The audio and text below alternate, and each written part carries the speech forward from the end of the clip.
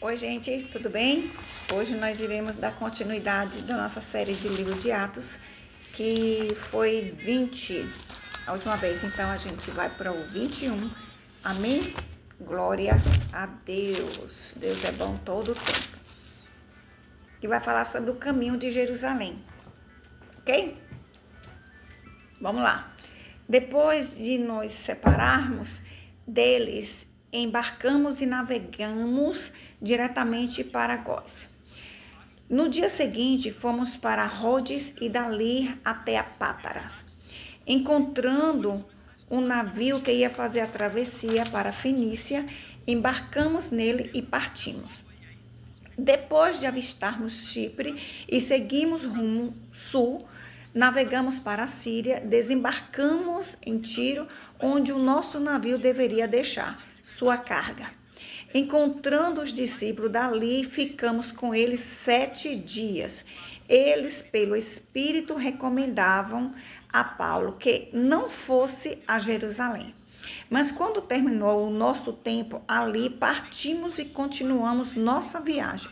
Todos os discípulos com suas mulheres e filhos nos acompanharam até fora da cidade. E ali, na praia, nos ajoelhamos e oramos. Depois de nos despedirmos, embarcamos e eles voltaram para casa. Demos prosseguimento à nossa viagem, partindo de Tiro e aportamos em Ptolemaida, onde saudamos os irmãos e passamos um dia com eles. Partindo no dia seguinte, chegamos a Cesareia e ficamos na casa de Filipe, o evangelista. Um dos 7, ele tinha 4 filhas virgens que profetizavam.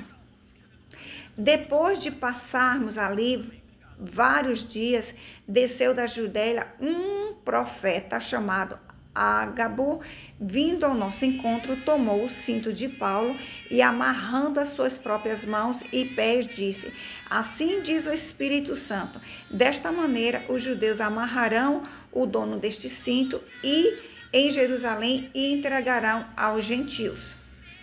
Quando ouvimos isto, nós e o povo dali rogamos a Paulo que não subisse para Jerusalém. Então Paulo respondeu: por que vocês estão chorando? E partindo meu coração, estou pronto não para ser amarrado, mas também para morrer em Jerusalém, pelo nome do Senhor Jesus. Quando não pudemos dissuadi-los, desistimos e dizemos: seja feita a vontade do Senhor. Depois disso, preparamos-nos e subimos para Jerusalém. Alguns dos discípulos de Cesareia nos acompanharam e nos levaram à casa de Mnasson, onde devíamos ficar. Ele era natural de Chipre e um dos primeiros discípulos. Quando chegamos a Jerusalém, irmãos nos receberam com alegria, e no dia seguinte Paulo foi conosco encontrar-se com Tiago e todos os presbíteros que estavam presentes. Paulo os saudou e relatou minuciosamente o que Deus havia feito entre os gentios, por meio do seu ministério. Ouvindo isso, eles louvaram a Deus, disseram a Paulo: veja, irmãos, quantos milhares de judeus creram e todos eles são zelosos da lei. Eles foram informados de que você ensina todos os judeus que vivem entre os gentios se afastarem de Moisés, dizendo-lhe que não circuncide seus filhos, nem vivam de acordo com os nossos costumes. Que faremos? Certamente eles saberão que você chegou. Portanto, faça o que lhes dizemos. Então, conosco, 4 homens que fizeram um voto. Participe com esses homens dos rituais de purificação e pague as despesas deles, para que rape a cabeça. Assim todos saberão que não é verdade e que falam de vocês, mas que vocês continuam vivendo em obediência à lei. Quanto aos gentios convertidos, já lhes escrevemos a nossa decisão de que eles devem abster-se de comida sacrificada aos ídolos, do sangue da carne de animais estranguladas e da imoralidade sexual. No dia seguinte, Paulo tomou aqueles homens e purificou-se com eles. Depois foi ao templo para declarar o prazo do cumprimento dos dias de purificação e da oferta que seria feita individualmente em favor deles. Quando já estavam para terminar os 7 dias, alguns judeus da província da Ásia, vendo Paulo no templo, agitaram-se toda a multidão e o agarraram, gritando: israelitas, ajude-nos!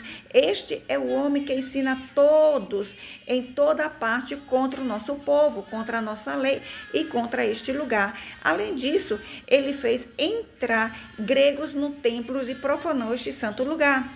Anteriormente, eles haviam visto o Efésio Trófimo na cidade com Paulo e julgaram que Paulo tinha introduzido no templo.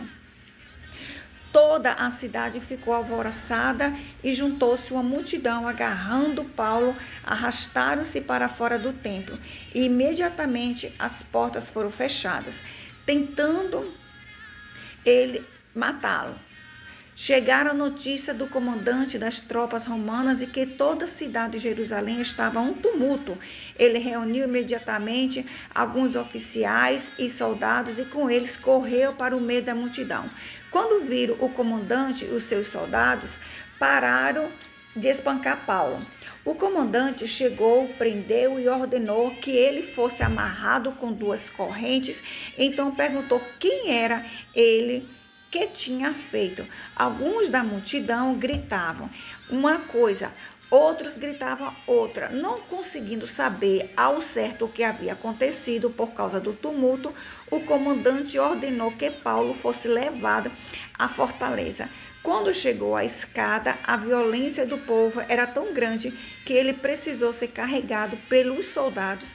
A multidão que o seguia continuava gritando: acabou com ele. Quando os soldados estavam para introduzir Paulo na fortaleza, ele perguntou ao comandante: posso dizer-te algo? Você fala grego? Perguntou ele. Não é você o egípcio que iniciou uma revolta e há algum tempo levou 4.000 assassinos para o deserto? Paulo respondeu: sou judeu, cidadão de Tarso, cidade importante da Cilícia. Permite-me falar ao povo. Tendo recebido permissão do comandante, Paulo levantou-se na escadaria e fez sinal à multidão. Quando todos fizeram silêncio, dirigiu-se a ele em aramaico. Gente, o capítulo posterior é tremendo. Espero que você verá. Oh, glória, eu amo, viu? Aqui é o capítulo 21 e nós iremos ao 22, lógico, fato. E espero que você medite na palavra de dia e noite para que você possa estar maravilhosamente bem com ele e consigo mesmo e com o próximo. Amém? Que Deus abençoe com toda a sorte de bens celestiais, em nome de Jesus, em nome de Jesus.